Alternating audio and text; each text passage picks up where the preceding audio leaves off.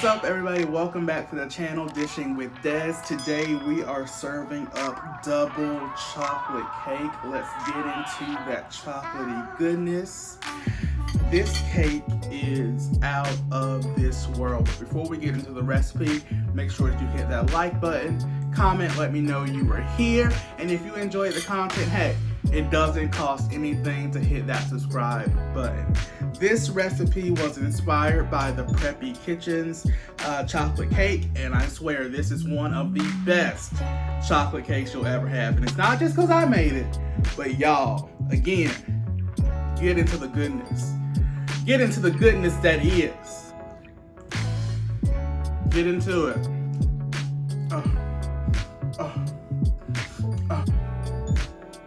The flavor. I don't need no more of this, Lord. Lord knows I don't. But it's so good. It's so good. You try this recipe. Let me know what you think about it. I'm going to let this recipe play. I'm about to finish tackling this. Remember, like, comment, subscribe. Thank you. First, I'm going to mix together all my dry ingredients. Here I have 3 cups of flour. I'm going to add in 2 2/3 cups of granulated sugar, followed by 1/2 cup of cocoa powder. Then I have 1 1/2 teaspoon of baking powder, 1 tablespoon of baking soda, and 1 teaspoon of salt. Gonna give that a quick mix, and then I'm going to start sifting this mixture and then give it a good whisk to make sure everything is evenly combined. And there's me doing that. Listen, if that happens, it's okay. It's okay. Sometimes you may fall down, but you got to get up. You got to get up and shake it out. Then we go again whisk to make sure everything is distributed equally.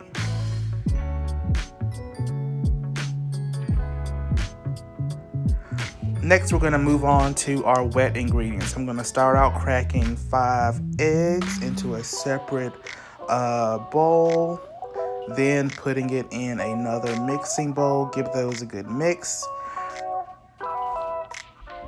Following my eggs, I'm going to add 1 cup of buttermilk, about a tablespoon of vanilla, and give that a good mix.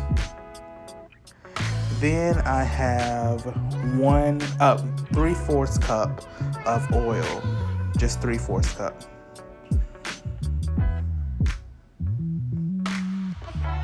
And now I'm adding in a 1/2 cup of yogurt or sour cream, depending on what you have. They're both really good moisture agents for our baked goods.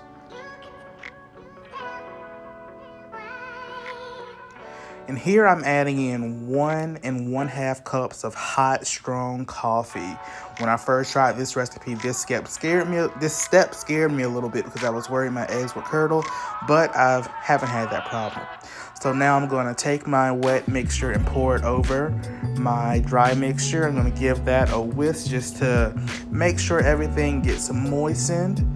Then I'm going to come behind with my hand mixer on low just to further process everything. And not wanting to beat it too much, I'm going to come behind with my spatula to make sure I scrape the sides, get the bottom. If any clumps you see, that I'll have some white streaks appear as I stir even more. This batter looks pretty watery, but I promise it bakes up very well.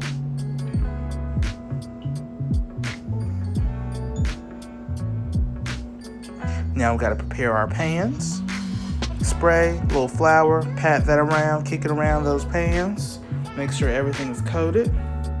Now you're ready to fill your tins. I had 9-inch cake pans. Now let's start on the buttercream while that bakes at 350. So I have room temperature butter here that I'm creaming until it's light and fluffy. Gonna scrape down the sides to make sure everything gets equal attention. You know, we stain equality over here. Add in some powdered sugar. I honestly don't measure when I make icing, so yeah, if you want specifics of the recipe, I'll make sure to link the recipe that inspired me from Preppy Kitchen. I love Preppy Kitchen. They have taught me a lot over there. Great content. Make sure you check them out.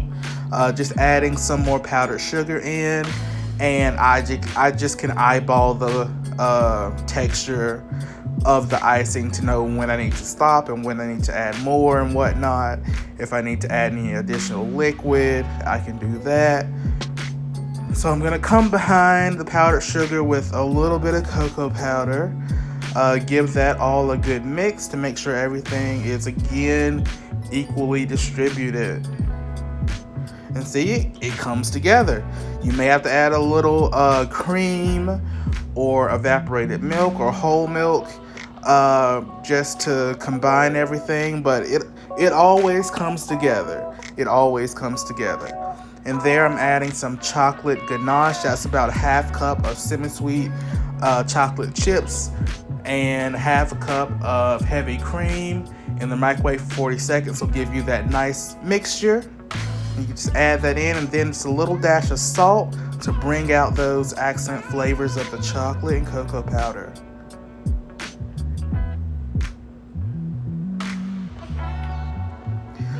My cakes are ready. I'm gonna turn those out onto a plate. Oh, look at that.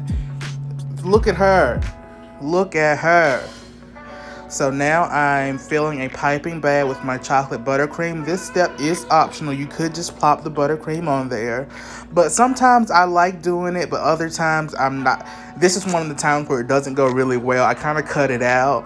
But yeah, it's just easier just to plop it on there and spread it out. Sometimes it's not even worth the trouble of packing a big piping bag.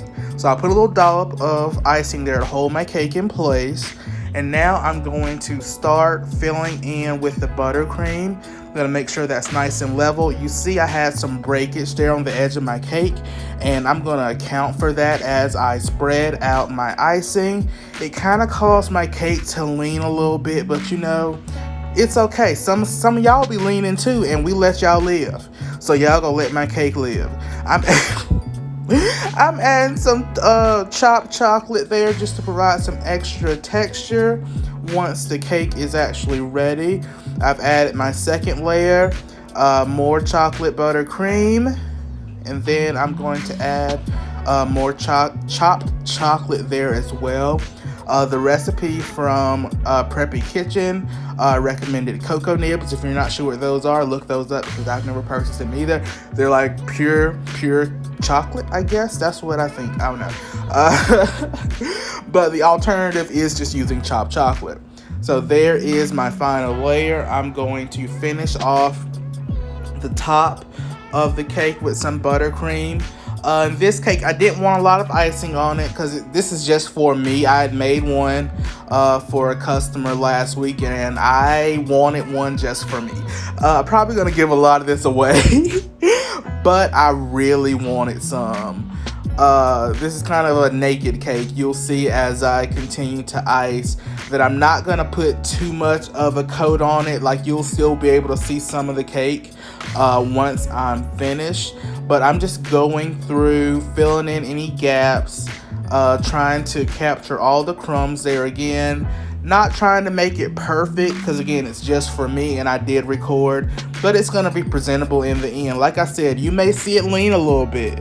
And that's a result of me rushing and not taking my time as usual. Because when you try to do it all at one time, sometimes the buttercream starts to melt a little bit. You get a little bit of slippage, and you're also pushing on the cake as you're smoothing out the icing. So that accounts for some of that tiltage that we got going on. But like I said, we let y'all live. Some of y'all be leaning, hunched over to the side, and we let y'all live. So y'all go let my cake live, period. Smooth off the top.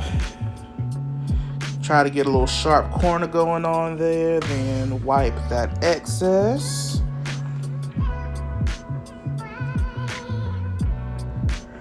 try to get it as smooth as possible. This is my first time like doing like, I guess you'd take a semi-naked cake. Like it has that rustic feel to it, but still with a touch of class and elegance. Just cleaning off my cake board there. There is a cake board there. It may not look like it, but there is. It just blends in with the cake stand. I've added some dollops of buttercream. There's me giving another swirl. I'm going to add some more chocolate chips at the top just to finish off the decoration. And here is the final cut. I hope you guys give this recipe a try. Let me know what you think. As always, I appreciate you coming through. See you later.